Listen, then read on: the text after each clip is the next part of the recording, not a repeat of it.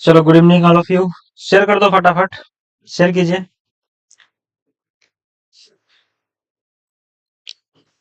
आज हम लोग आज से हम लोग क्या स्टार्ट करने वाले हैं? हिंदी, ठीक है ना? चलो, शेयर कर दीजिए, ठीक है। सेशन को शेयर कीजिए फटाफट। चलिए, आज से हम लोग पढ़ने वाले हैं हिंदी। ठीक है। टोटल कितने हिंदी में टोटल कितने पार्ट है? टोटल है 29। ठीक है ना? आप लोगों के 10th में हिंदी में कितना है? 29। ठीक है। गोधली में 24 है। और 5 कितना है? वर्णिका। 5 है वर्णिका। ठीक है ना? वर्णिका। और गोधली में कितना है? गोधुली में 24 है। 24 पार्ट है। इसमें से 12 आपको गद है और 12 पद है। समझ में आ रहा है? ठीक है। थोड़ा सा कॉन्सेप्ट बता के फिर हम ऑब्जेक्टिव क्वेश्चन कराने वाले हैं। बहुत ही अच्छा तरह इंटरेस्टिंग तरीके से पढ़ेंगे। सबको समझ में, जो जो नहीं भी पढ़ा है उसको भी समझ में आएगा। ठीक है। सेशन को शेयर कर दो, सब जुड़ जाए जो नहीं जुड़ा है। ठीक है। नया नया बच्चा जो भी होगा उसको भी समझ में आएगा, कोई दिक्कत नहीं होगा। क्योंकि पहले पाठ पढ़ाएंगे फिर हम ऑब्जेक्टिव पढ़ाएंगे। प्रैक्टिस साथे साथे करना है। 5 वर्णिका है, हाँ बिल्कुल 5 वर्णिका है। चलिए, आज हम लोग पहला पाठ पढ़ने वाले हैं। पाठ का नाम है श्रम विभाजन और जाति प्रथा। ठीक है। ये बाबा साहेब भीमराव अम्बेडकर के द्वारा लिखा गया है। डॉक्टर भीमराव अम्बेडकर, लेखक का नाम आपकी किताब में भीमराव अम्बेडकर सिर्फ लिखा हुआ है, भीमराव अम्बेडकर। कि पाठ की विधा क्या है? पहले समझो इस पाठ की विधा क्या है। विधा, कहानी, किसी भी पाठ के स्वरूप जो होता है उसको हम विधा कहते हैं। विधा क्या है? इस पाठ की विधा क्या है? तो आप कहिएगा सर पाठ की विधा जो है ये निबंध है। क्या है? निबंध है। क्या है? निबंध। ये याद रखिएगा। ये पाठ क्या है? निबंध। यहाँ पे लिख दीजिए निबंध। कोई दिक्कत नहीं। ये पाठ क्या है? श्रम विभाजन जाति प्रथा क्या है? तो बोलेंगे निबंध है। कर दिए हैं, ठीक है। जो सब्सक्राइब नहीं किया सब्सक्राइब कर दो, ठीक है। नए बच्चे जो भी है सब्सक्राइब कीजिए, चैनल को शेयर कीजिए दोस्तों में। तो ये क्या है? श्रम विभाजन जाति प्रथा क्या है? तो कहेंगे निबंध है। इसके लेखक का नाम क्या है? डॉक्टर भीमराव अम्बेडकर। ठीक है। डॉक्टर भीमराव अम्बेडकर के बारे में पहले पढ़ लेते हैं थोड़ा सा। लेखक परिचय बोलते हैं। लेखक परिचय के बारे में पढ़िए। इनका नाम हो गया भीमराव अम्बेडकर। फोटो यहाँ पे है, आप लोग पहचानते होइएगा। ठीक है। जन्म इनका 14 अप्रैल 1891 ईस्वी में हुआ था। 14 अप्रैल 1891 ईस्वी में हुआ था। ठीक है। निधन कब हुआ था? 6 दिसंबर 1956 ईस्वी को दिल्ली में हुआ था। और जन्म कहाँ हुआ था? महू मध्य प्रदेश। जन्म स्थल इनका कहाँ है? महू मध्य प्रदेश। कोई दिक्कत? जन्म स्थल कहाँ है? महू मध्य प्रदेश में। कोई दिक्कत नहीं। समझ में आया? चलो नेक्स्ट है। इनके इनके पिता का नाम क्या था? माता पिता का नाम क्या था? माता का नाम भीमाबाई सकपाल। पिता का नाम रामजी सकपाल। ठीक है। पिता का नाम क्या था? रामजी सकपाल। पिता का नाम क्या था? रामजी सकपाल। इनका जन्म किस परिवार में हुआ था? एक दलित परिवार में जन्म हुआ था। दलित परिवार में जन्म हुआ था। कोई दिक्कत नहीं। लेखक के बारे में कुछ जानिए। इनका शिक्षा कहाँ हुआ था? शिक्षा जो है प्राथमिक प्राथमिक शिक्षा के बाद, ये प्राथमिक शिक्षा इनके गांव के आसपास से हुआ था। ठीक है। महू के आसपास हुआ था। और बाद में ये बड़ौदा नरेश के प्रोत्साहन से उच्चतर शिक्षा के लिए ये न्यूयॉर्क गए थे। और फिर वहां से लंदन गए थे। पहले देखो, बड़ौदा नरेश ने इनको हेल्प किया था तो ये गए थे न्यूयॉर्क। न्यूयॉर्क कहाँ है? न्यूयॉर्क है। न्यूयॉर्क कहाँ है? अमेरिका में। फिर वहां से कहाँ गए थे? लंदन गए थे। कथी करने के लिए? तो पढ़ने गए थे। कोई दिक्कत नहीं। एग्जाम में पूछेगा, बताइए भीमराव अम्बेडकर ने के को किसने प्रोत्साहन राशि दी थी उच्च शिक्षा प्राप्त करने के लिए? तो कहिएगा बड़ौदा नरेश। ठीक है। कोई दिक्कत नहीं। नेक्स्ट है, आगे देखेंगे। पहले हम लोग इनके बारे में थोड़ा जान लेते हैं, उसके बाद हम ऑब्जेक्टिव करने वाले हैं। ठीक है ना? चलिए, क्या है आगे। इनको दिलचस्पी कथी में था? समाज और राजनीति में बेहद सक्रिय भूमिका निभाते हुए उन्होंने अछूतों स्त्रियों और पुरुषों को मानवीय अधिकार एवं सम्मान दिलाने के लिए संघर्ष किया। इन्होंने समाज को बेहतर बनाने के लिए बहुत ही संघर्ष किया, जिसमें अछूतों को, जातियों को, जाति प्रथा को समाप्त करने का प्रयास किया। पुरुषों और मानवीय अधिकारों और सम्मान दिला, मतलब सभी को, पुरुष और महिला सभी को सम्मान दिलाने का प्रयास किया उन्होंने। ठीक है। हाँ, प्रेरक व्यक्ति इनका कौन था? 3 गो प्रेरक व्यक्ति, याद रखिए कै गो प्रेरक व्यक्ति? 3 गो। बुद्ध, कबीर और ज्योतिबा फुले, 3 व्यक्ति जो थे इनका प्रेरक व्यक्ति थे। कोई दिक्कत नहीं। नेक्स्ट देखते हैं, प्रमुख रचनाएं। रचना से बहुत सवाल आता है, एवं भाषण। ठीक, प्रमुख रचनाएं एवं भाषण। The caste in India, their mechanism, ये इनका रचना है, याद रखिएगा। जेनेसिस एंड डेवलपमेंट, ये रचना है। अगली रचना का नाम है द अनटचेबल्स, है ना। एक है हु और दे, एक है हु आर शूद्रास, एक है Buddha and Buddhism and communism, एक है बुद्धा एंड हिज धम्मा, एक है थाइट्स,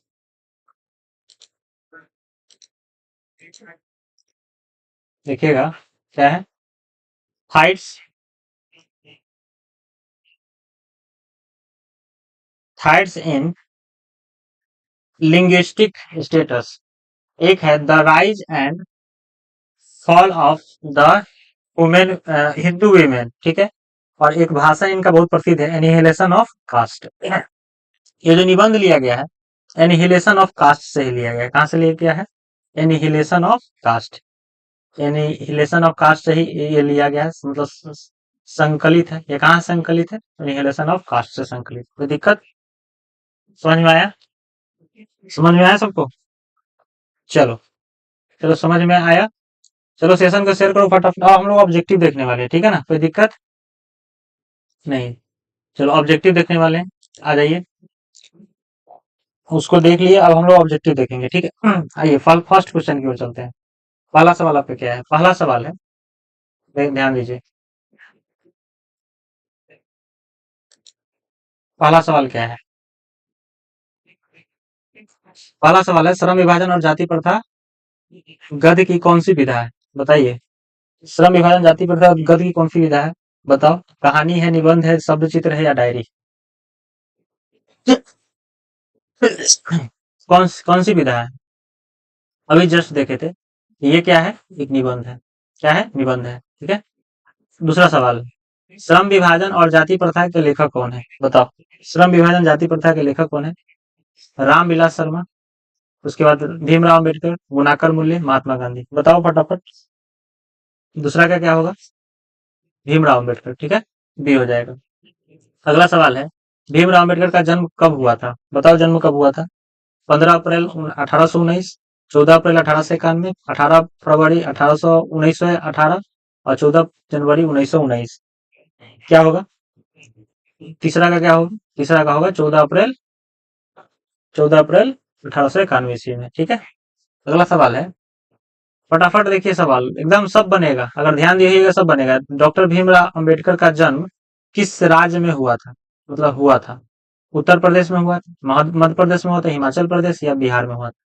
इसका सही जवाब क्या होगा? सब सही जवाब दे रहा है, वेरी गुड, बढ़िया है। इस मध्य प्रदेश होगा, महू मध्य प्रदेश में, महू मध्य प्रदेश में इनका जन्म हुआ था। ठीक है। नेक्स्ट है, भीमराव अम्बेडकर की मृत्यु कब हुई थी? बताओ, भीमराव अम्बेडकर की मृत्यु कब हुई थी? सवाल का जवाब दो। भीमराव अम्बेडकर की मृत्यु कब हुई थी? जनवरी 1965 में, दिसंबर 1956 में, फरवरी 1914 में या मार्च 1865 में? बताओ, भीमराव अम्बेडकर का मृत्यु कब हुई थी? इसका सही जवाब क्या होगा? दिसंबर, है ना। 6 दिसंबर 1956 को इनकी मृत्यु हुई थी। कहाँ हुई थी? दिल्ली में। ठीक है, मृत्यु कहाँ हुई थी? दिल्ली। देखो इससे बाहर सवाल नहीं रहेगा, ठीक है ना। जितना हम करा रहे हैं उससे बाहर सवाल नहीं पूछेगा आपके एग्जाम में, याद रखिएगा। चलिए अगला सवाल है, डॉक्टर अंबेडकर किस वर्ग के परिवार में जन्म लिए थे? पिछड़ा वर्ग, समान वर्ग, दलित वर्ग और वर्ग मध्य वर्ग। किस वर्ग के परिवार में इनका जन्म हुआ था डॉक्टर भीमराव अम्बेडकर का? तो कहेंगे दलित वर्ग में। किस वर्ग में हुआ था? दलित वर्ग में। नेक्स्ट है, जाति प्रथा किस प्रकार का श्रम विभाजन है? जाति प्रथा किस प्रकार का श्रम विभाजन है? पाठ पढ़िएगा तो उसमें बताते हैं कि जाति प्रथा एक क्या है? अस्वाभाविक विभाजन है, स्वभाव पर आधारित नहीं है, है ना। स्वाभाविक, प्राकृतिक, ये सब गलत हो जाएगा, ये सब गलत हो जाएगा, अस्वाभाविक विभाजन है। ठीक है, कोई दिक्कत नहीं। नेक्स्ट है, विडंबना का अर्थ क्या है? विडंबना का उपेक्षा, उपहास, अवलंबन या आडंबर। तो विडंबना का अर्थ होता है विडंबना का क्या अर्थ होता है? विडंबना का अर्थ होता है उपहास, याद रखिएगा, उपहास, है ना। भीमराव अम्बेडकर क्या कहते हैं? कहते हैं कि आज बड़ी ही विडंबना की बात है कि आज के भी समय में जाति प्रथा श्रम विभाजन का जो है बहुत बड़ा रूप ले रखा है ना। हजाम के बेटा हजाम बनता है, लोहार का बेटा लोहार बनता है कि नहीं? मतलब जो उसके पिता है वही कार्य उनके बेटे को करना पड़ता है। ऐसा उपहास ये किए हैं अपने पार्ट में, ठीक है ना। नेक्स्ट है, नेक्स्ट क्या है? भीमराव अंबेडकर के प्रेरकों के क्या क्या नाम थे? अब प्रेरक व्यक्ति 3 गो थे, आपको पता है कौन कौन थे? राम, कबीर, महात्मा गांधी, बुद्ध, रहीम, कबीर, बुद्ध, कबीर, ज्योतिबा फुले, या कबीर, बुद्ध, महादेवी वर्मा। तो आपको पता है बुद्ध, कबीर, ज्योतिबा फुले, ये इनका प्रेरक व्यक्ति था, ठीक है ना, कोई दिक्कत नहीं। नेक्स्ट है 10वां सवाल, बाबा साहेब अम्बेडकर का संपूर्ण वाङ्मय नाम की पुस्तक कितने खंडों में प्रकाशित हो गई थी? बताइए कितने खंडों में प्रकाशित हो गई है वाङ्मय जो है, संपूर्ण वाङ्मय? 22, 48, 21, 20। सही जवाब होगा 21 खंडों में प्रकाशित हो चुकी है, ठीक है, इसको ध्यान रखिएगा। 21 खंडों वाङ्मय, संपूर्ण वाङ्मय इनका जो है 21 खंडों में प्रकाशित हो चुकी है। अगला है, डॉक्टर भीमराव अम्बेडकर कि रचनात्मक प्रेरक व्यक्ति कौन थे? रचनात्मक प्रेरक व्यक्ति कौन थे बताइए? उसे पकड़ सकते हैं महात्मा गांधी, ज्योतिबा फुले, गोपाल कृष्ण गोखले या विवेकानंद। आपको पता है 3 व्यक्ति प्रेरक थे, इसमें से ऑप्शन में एक को दिया है, ज्योतिबा फुले से पकड़ सकते हैं आप, ठीक है। बुद्ध कबीर के अलावा ज्योतिबा फुले भी है, इसमें बुद्ध कबीर नहीं था। तब बुद्धा एंड हिज धम्मा के लेखक कौन है बताओ? बुद्धा एंड हिज धम्मा के लेखक कौन है? हजारी प्रसाद द्विवेदी है, बिरजू महाराज है, महात्मा गांधी या भीमराव अम्बेडकर है? तो बुद्धा एंड हिज धम्मा के लेखक है डॉक्टर भीमराव अम्बेडकर, ठीक है। नेक्स्ट है जाति प्रथा, है ना। जाति प्रथा क्या है? स्वाभाविक श्रम विभाजन नहीं है, क्योंकि यह मनुष्य की रुचि पर आधारित नहीं है।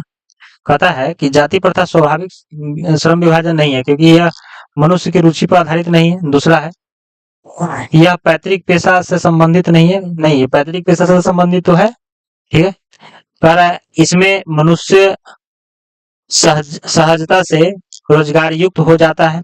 और डी है यह मनुष्य की रुचि पर आधारित नहीं है। देखो यह मनुष्य की रुचि पर आधारित नहीं है, श्रम विभाजन नहीं है, स्वाभाविक श्रम विभाजन नहीं है क्योंकि यह मनुष्य की रुचि पर आधारित नहीं है। डी इसका सही जवाब होगा, ठीक है, मनुष्य की रुचि पर आधारित नहीं है, रुचि पर आधारित होना चाहिए था। नेक्स्ट है जिसको जो मन लगे वही काज करना है ना, तब ना होगा। लेखक बेरोजगारी का प्रमुख और प्रत्यक्ष कारण किसे मानते हैं बताओ? अशिक्षा को, जनसंख्या को, जाति प्रथा को, उद्योग धंधों में कमी को, बताओ। ठीक है, सबका सही जा रहा है, सबका सही है, वेरी गुड। 13 का ए, 13 का ए कौन बोल रहा है जी? सुमी कुमारी गलत है आपका, 13 का ए गलत है। दिवाकर का सही है, वंदना गलत है, रितेश, दिवाकर, ठीक है। 14 का बताओ सब, 14 क्या होगा? लेखक बेरोजगारी का प्रमुख और प्रत्यक्ष कारण किसे मानते हैं बताओ? किसे मानते हैं जी?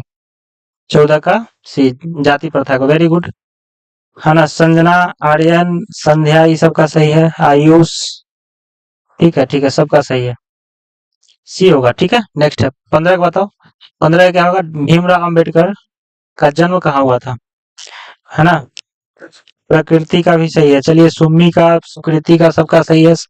15 का बताओ, डॉक्टर भीमराव अम्बेडकर का जन्म कहाँ हुआ था? पहले भी सवाल आया था, उसमें खाली राज्य का नाम पूछा था, इसमें जगह का नाम भी है, क्या है? महू मध्य प्रदेश, गोरखपुर उत्तर प्रदेश, डुमराव बिहार या दाकुनी पश्चिम बंगाल। बताओ कहाँ जन्म हुआ था इनका? गलती से टाइपिंग हो गया है, अच्छा ठीक है, कोई बात नहीं है। हरिओम चौहान, 14 का सी, ठीक है, आपका भी सही है। चलिए 15 का बताओ, इनका जन्म कहाँ हुआ था? संजना का सही है।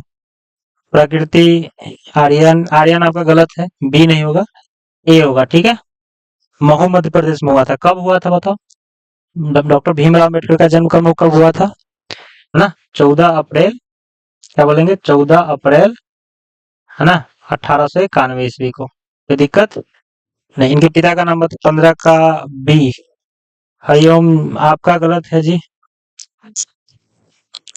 हरिओम ये बी नहीं होगा, ए होगा। ठीक है, चलिए नेक्स्ट है। भारतीय संविधान के निर्माता के रूप में हम किन्हें जानते हैं?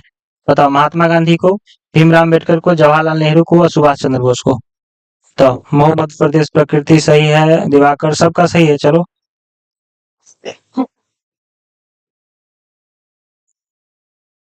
चलिए अगला सवाल का जवाब दीजिएगा।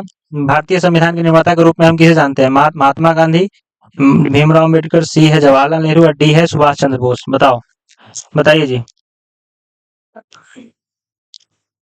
बताओ।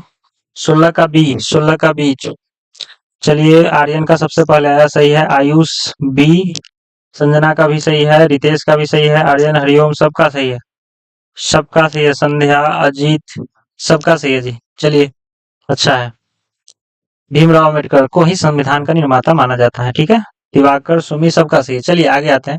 अगला सवाल है, डॉक्टर भीम अम्बेडकर का वांग्मय हिंदी के कितने खंडों में प्रकाशित हो चुका है? देखो उसमें सिर्फ एक तो जो ऐसे लिखा था, इसमें खंड का भी लिखा है। 15 खंड, 17 खंड, 19 खंडों या 21 खंडों में वांग्मय जो है कितने खंडों में प्रकाशित हो चुका है? बताओ। चलो सबसे पहले जवाब कौन देगा? 17 का, 17 का कौन जवाब देगा सबसे पहले? बताओ जी। सुमी।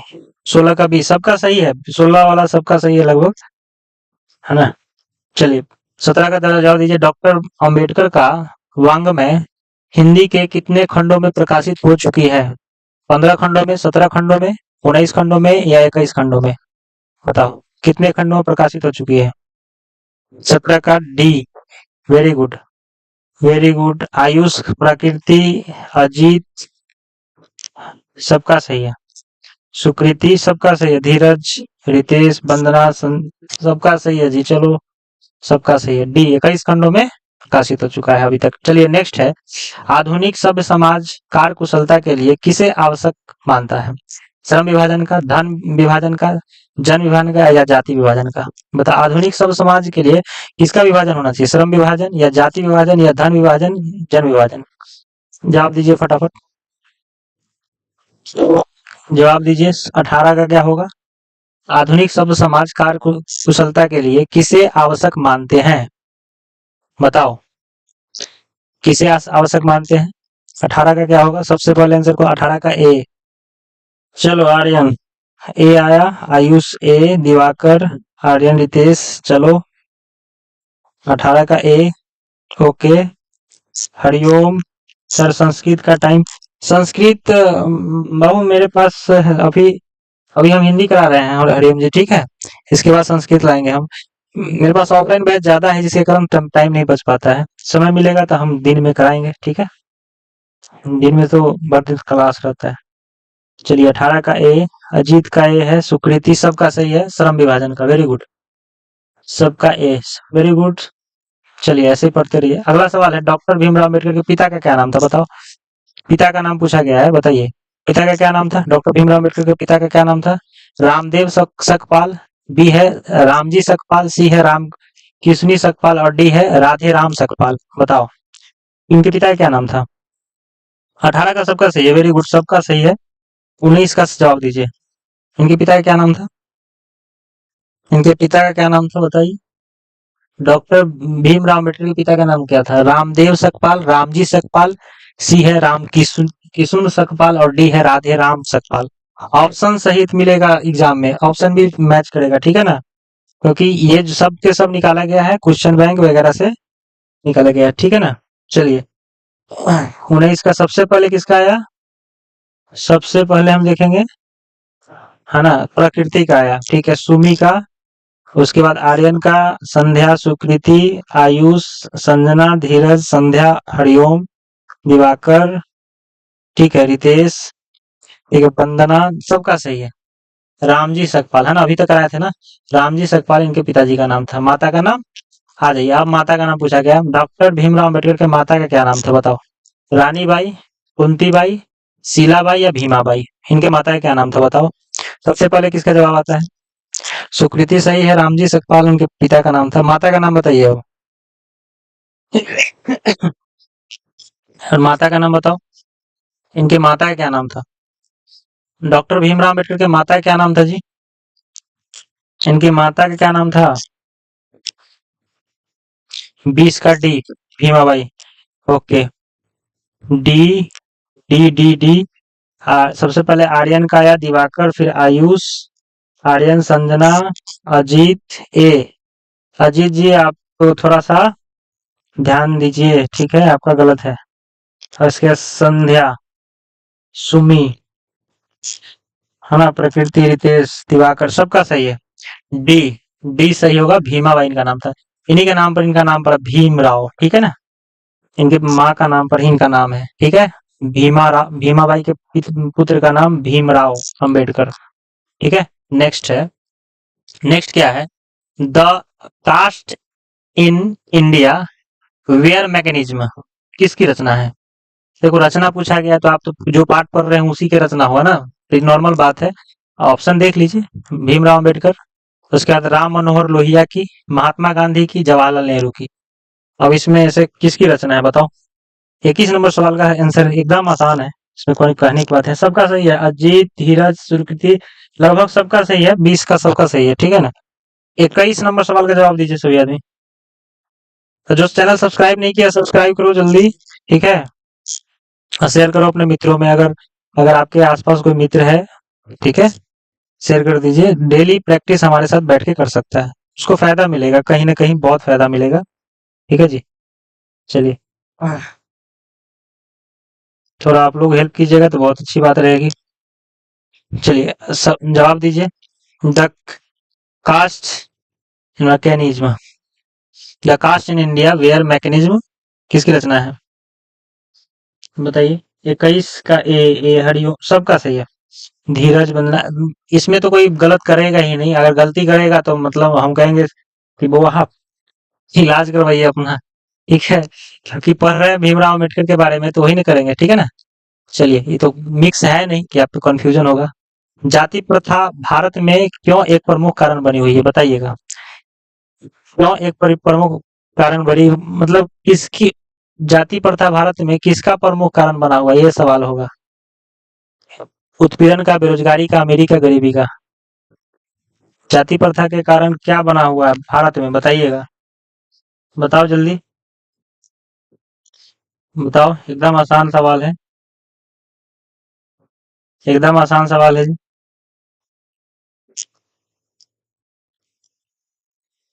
21 है, दूसरा हो गया सभी, ठीक है।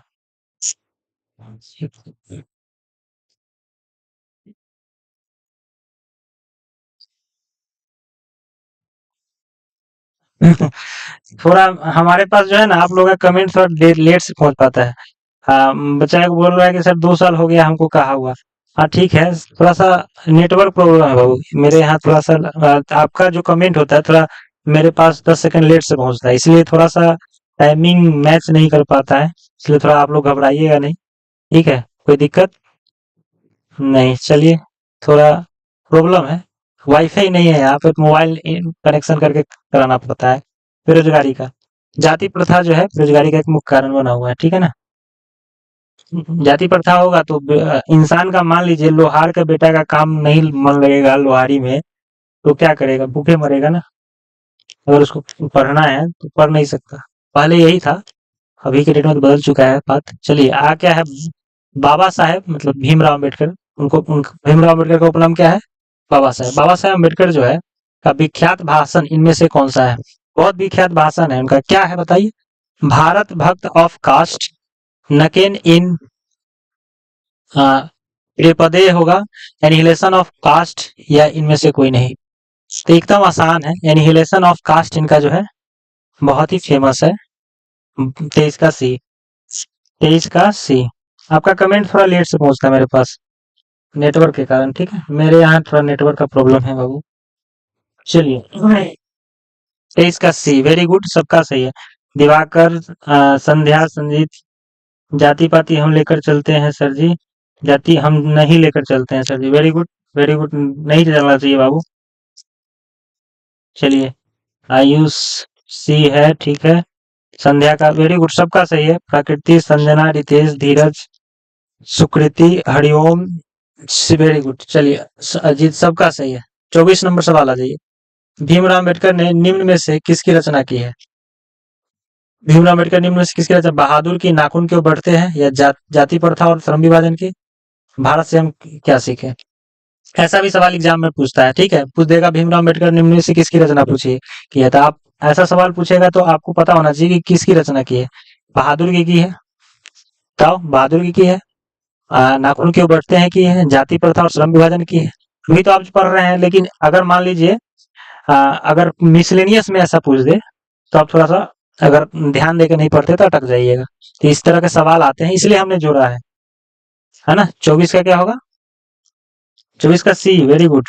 24 का सी, प्रकृति, धीरज, हरिओम, दिवाकर, सबका सही है। रितेश, संध्या, सुमी, धीरज, वंदना, अजीत, धीरज, ठीक है, सबका सही है। जाति प्रथा और श्रम विभाजन, यही तो पाठ हम लोग पढ़ रहे हैं भीमराव अम्बेडकर का, ये लिखा हुआ है, ठीक है। अगला क्या है? अगला है सभ्य समाज श्रमिक विभाजन के लिए किसको आवश्यक मानता है? सभ्य समाज श्रमिक विभाजन के लिए किसको आवश्यक मानता है जी, बताओ। कार्य कुशलता को, जाति प्रथा को, और जो वर्ण विभाजन को, है इनमें से उपयुक्त में से कोई नहीं। बताओ, सभ्य समाज श्रम विभाजन के लिए किसको आवश्यक मानता है? किसको आवश्यक मानता है, बताओ। एकदम आसान है। 25 का क्या होगा? बी, जाति प्रथा। आर्यन 26 लिखो, 25 होगा, है ना। सर मेरा कमेंट थोड़ा लेट से जाता है, ओके कोई बात नहीं, संदेह कोई बात नहीं, लेट से आता है हम पढ़ लेंगे। अजीत का बी, आयुष, हरिओम, सुम्मी, प्रकृति, रितेश, धीरज, सबका सही है, वेरी गुड, सबका सही है, वी होगा, है ना, सबका सही है, वंदना वगैरह सबका सही है। चलिए अगला है, अगला सवाल है आपका, देखिए, श्रम विभाजन और जाति प्रथा के लेखक कौन है? ये तो रिपीटेड सवाल आ गया, आप बताओ, अब बताओ। श्रम विभाजन जाति प्रथा के लेखक कौन है? डॉक्टर राम मनोहर लोहिया, बाबा साहेब भीमराव अंबेडकर, महात्मा गांधी, या डॉक्टर संपूर्णानंद, बताइएगा क्या है। 26 का क्या होगा? 25 का सबका सही है, बी, धीरज, प्रकृति, रितेश, सबका सही है, ठीक है। चलो 26 का बताओ सब। 26 का, 26 का एकदम, हाँ, सुकृति का आंसर नहीं आया, सिर्फ क्वेश्चन नंबर हरिओम का बी है, वेरी गुड। हाँ, अजीत बी है, ओके। सुमी, आयुष, प्रकृति, संजना, आर्यन, रितेश, सबका बी है, वेरी गुड, सबका ऑप्शन नंबर बी सही है ना। चलो ये तो आसान सा है, कोई बात। चलिए अगला सवाल है, लेखक बेरोजगारी का प्रमुख और प्रत्यक्ष कारण किसे मानते हैं, बताओ। लेखक बेरोजगारी का प्रमुख और प्रत्यक्ष कारण किसे मानते हैं, बताओ। शिक्षा को, जनसंख्या को, जाति प्रथा को, या उद्योग धंधों में कमी को, लेखक के अनुसार बताना है। ये तो देखो, ये तो बेरोजगारी का प्रमुख कारण सब बना हुआ है अभी, लेकिन लेखक ने किस, मतलब भीमराव अम्बेडकर ने क्या कहा है, किसका प्रमुख कारण वो मानते हैं इस निबंध में, उसके उनके अनुसार बताना है आपको। ये नहीं कि कहना है कि शिक्षा भी है, क्योंकि शिक्षित होगा तो नौकरी ले लेगा। जनसंख्या वृद्धि हो रहा है, कम जनसंख्या रहेगा तो अपॉर्चुनिटी ज्यादा मिलेगा। जाति प्रथा को लेखक ने किसकी बारे बात की है, उद्योग धंधे में कमी को। उद्योग तो है ही नहीं अपना बिहार में, है कि नहीं है? विनिर्माण उद्योग में आप लोग पढ़ते हैं ना, है ना। चलिए, गलती हो गया सर जी, क्या गलती हो गया, कोई बात नहीं बाबू।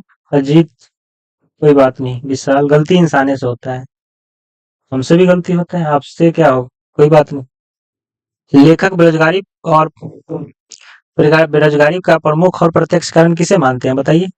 वेरी गुड, सबका सी है, जाति प्रथा, है ना, सबका सी है ना, सबका सही है, सब सही जवाब दे रहे हैं। चलिए अगला क्या है, आधुनिक सभ्य समाज कार्य कुशलता के लिए किसे आवश्यक मानता है, बताओ। आधुनिक सभ्य समाज किसे आवश्यक मानता है जी? श्रम विभाजन को, धन विभाजन को, जन विभाजन को, जाति विभाजन। ये भी रिपीटेड सवाल है, बताओ। और जो ध्यान से देख रहा होगा फटाक देने आंसर देगा, अगर नहीं भी पढ़ा है तो, है ना। 28 का क्या होगा? 28 का सबसे पहले कमेंट कौन कर रहा है? 28 का सी। 28 का सी कौन कर रहा है जी? अच्छा, सही बताए थे, ठीक है, सही, अच्छी बात है। हाँ, दिवाकर ए बोल रहा है, आयुष, सुमी, संध्या, इस Hariom. Sir your name, mine your name, मतलब मेरा नाम आप जानना चाहते हैं? ठीक है, मेरा नाम सितेश है जी। ठीक। वंदना, सुकृति, सबका सही है। धीरज, चलिए, श्रम विभाजन का है ना, ये होगा सबका।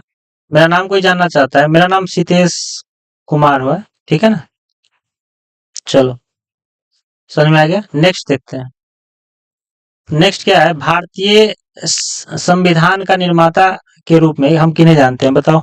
एकदम आसान सवाल है। महात्मा गांधी, भीमराव अम्बेडकर, पंडित जवाहरलाल नेहरू या सुभाष चंद्र बोस? भारतीय संविधान के निर्माता के रूप में किसे जानते हैं हम, बताओ? एकदम आसान सा सवाल है।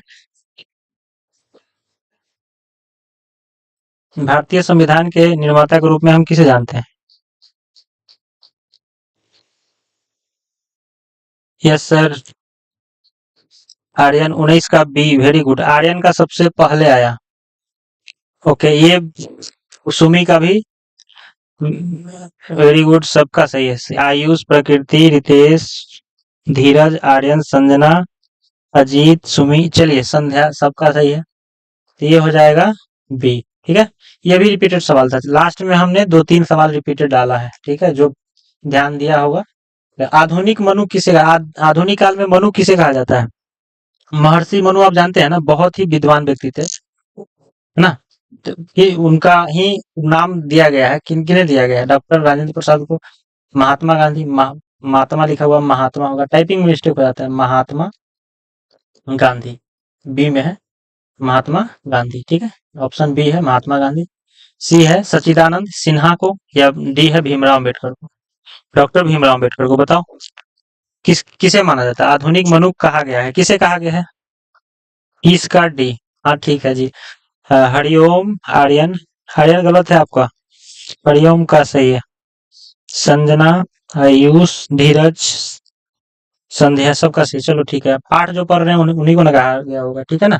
आधुनिक मनु किसे कहा गया है? डॉक्टर भीमराव अम्बेडकर को, ठीक है। चलिए, तो आज हमारा इतना ही सवाल रहा। टोटल हम कितना का सवाल किए?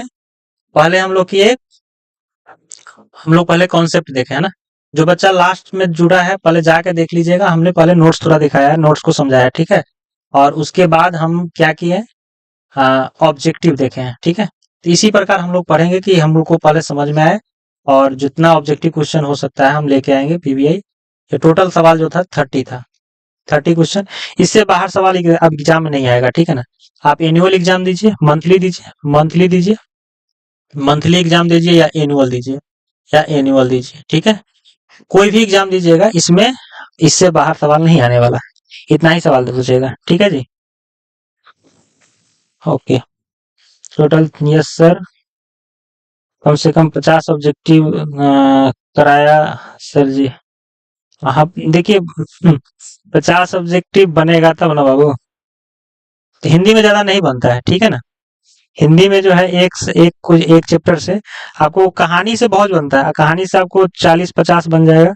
निबंध वगैरह से 30 ऑब्जेक्टिव कर लीजिएगा, वो भी काफी है, ठीक है। ओके, गुड नाइट ऑल, ठीक है। कोई प्रॉब्लम है? चलिए, तो फिर हम लोग कल मिलेंगे, ठीक है, अपने समय पर, 8 बजे। 8 बजे डेली, अगर जो भी नए हैं जान लीजिए, डेली 8 बजे, रात में 8 बजे लाइव हम आते हैं, ठीक है, लाइव। अभी हिंदी लेके आ रहे हैं, हिंदी आपको डेली, अभी हिंदी चल रहा है, हिंदी आप हिंदी आगे कर सकते हैं। यहाँ पे प्रैक्टिस, पहले नोट्स पढ़ाया जाएगा, उसके बाद आपको ये कराया जाएगा। अगर आप सब्सक्राइब नहीं किए चैनल को, सब्सक्राइब जरूर कर ले, ठीक है। कोई दिक्कत है तो बता सकते हैं। सर सबसे पहले हम मैसेज करते हैं, पर मेरा मैसेज लेट से जाता है। अच्छा, कोई बात नहीं है विशाल, ठीक, कोई बात नहीं, चलो। चलो ठीक है, कोई सवाल वगैरह है तो पूछ सकते हैं आप लोग। के बजे सवाल चालू हो जाता है सर जी? 8 बजे, 8 बजे रात में, ठीक है बाबू। डिस्क्रिप्शन में जो है आपको टेलीग्राम का चैनल दिया हुआ है, आप वहां पे जुड़ सकते हैं। ये जो पीडीएफ जो पढ़ाए हैं वो पीडीएफ वहां पे डाल देंगे, ठीक है ना? आप वहां से डाउनलोड कर सकते हैं, ठीक है। ये जो है वहां पे हम डाल देंगे। टेलीग्राम चैनल पर आप जरूर जुड़े, डिस्क्रिप्शन में लिंक दिया हुआ है टेलीग्राम चैनल का। अगर नए हैं तो चैनल को सब्सक्राइब कर लें, दोस्तों के साथ शेयर करें। Thank you, good night.